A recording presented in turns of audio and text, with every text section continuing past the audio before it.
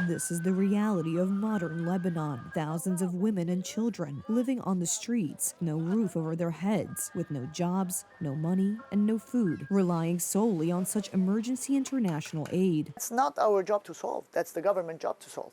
And we never count them accountable. So, yes, we're not waiting because we cannot see our sisters and brothers dying hungry on the street. The least we can do is to feed them. But how long can we do that? Lebanon's window to the world is the country's only international airport in Beirut. The Lebanese army has just taken control of it from Hezbollah. Israel has repeatedly shelled nearby Hezbollah hideouts in recent days, but never the airport. This is where the vast majority of humanitarian aid goes. Dire needs of drugs to replenish all the stocks were used this last 2 weeks. This week, a total of 67 metric tons of such health goods.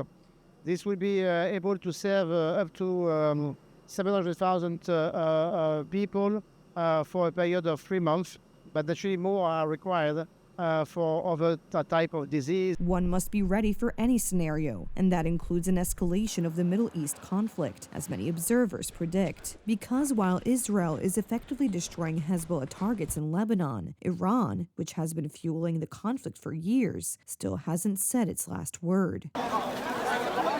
This is evidenced by the visit of the Speaker of the Iranian parliament, who unexpectedly flew to Beirut. This could be the trigger for a major conflict in the Middle East. What does that mean? That could be third intifada on the West Bank. It could be more fighting. The Saudis get sucked into what was called their Vietnam against the Houthis, possibly Syrians going into Golan. This could be a major, major war. And Lebanon, even without war, is facing a crisis that is hard to imagine. 80% of the population lives below the poverty line. Food is a challenge, and school for children is a luxury.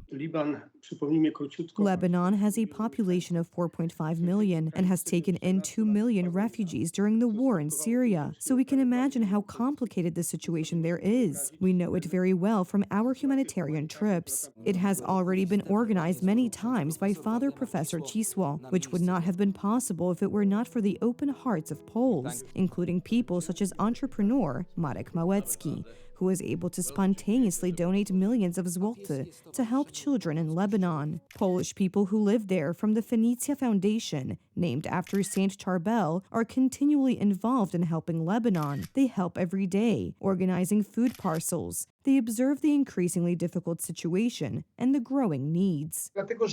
That's because it's not going to end in a day or two, so it's already impossible to live on canned food or a sandwich, especially if it includes young children. Those who are most vulnerable, meaning women and children, are the biggest victims of armed conflicts, and it is no different today in Lebanon, which is crying out for help to survive.